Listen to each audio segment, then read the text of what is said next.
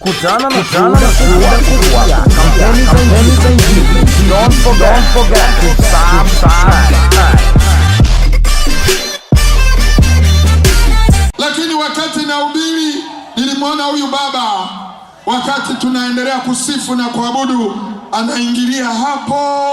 Mungu akaniambia huyu leo anaacha magongo kwa jina la Yesu aliye hai. Baba, unaitwa na kwanza? Shikamoo mzee. Mimi Ramadhani Mohamed. Shikamoo mzee Mohamed. Marhaba, sasa hizi. Ujambo mzee Mohamed? Jambo. Unaishi wapi mzee Mohamed? Mimi bwana naishi Dar es Salaam. Wewe unaishi Dar es Salaam? Niko naishi kwa Msuguri. Unaishi kwa Msuguri? Wewe ni mwana Dar es Salaam mwenzangu. Mzee Mohamed, umesema Mohamed? Mohamed. Mzee Mohamed. Mohamed, hebu niambie, maana nimeona una magongo. Ulikuwa unasumbuliwa na nini? Bwana, nimepata ajali ya pikipiki. Ulipata ajali ya boda? Lini hiyo? Ilikuwa mwezi wa Ramadhani. Mwezi wa Ramadhani.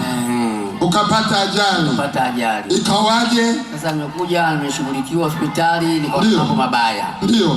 Nikaja kwa wataalamu hapo, wakanitengeneza ikawa nimepona. Lakini sasa mguu ukawa mzito. Unaona? Wataalamu wakakutengeneza.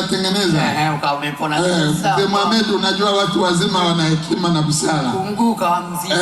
Sasa niliposikia hapa maombi kasema niende nifuatilie. Ndio nikaja. Nini kimetokea sasa? Tokea nimeona mguu ule tekenya unatembea.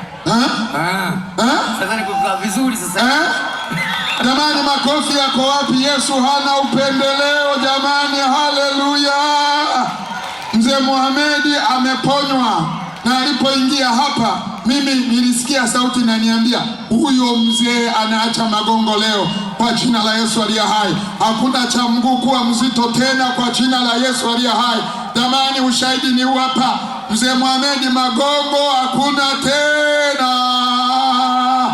Makofi yako wapi na nderemo na shangwe na vigelegele, haleluya. Alafu sasa Mzee Mohamed ni mwana Dar es Salaam mwenzangu. Mzee Mohamed, mimi niko Msewe, haleluya.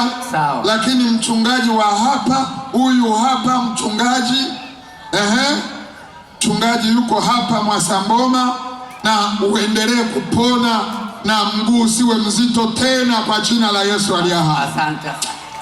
Hebu fumba macho yako. Baba, kwa jina la Yesu, asante Bwana kwa ajili ya Mzee Mohamed ambaye alipata ajali ya boda na miguu yake ikawa inakuwa mizito, lakini alipokuja kwenye mkutano huu, kwenye shangwe za miujiza ya Yesu, wokovu na uponyaji, wewe huna upendeleo, umemponya Mzee Mohamed.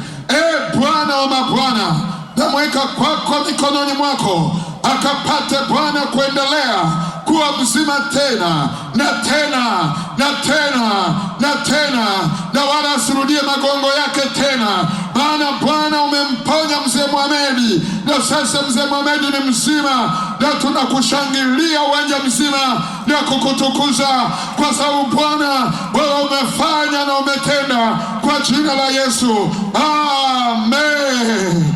Shangilia Yesu kwa makofi mengi.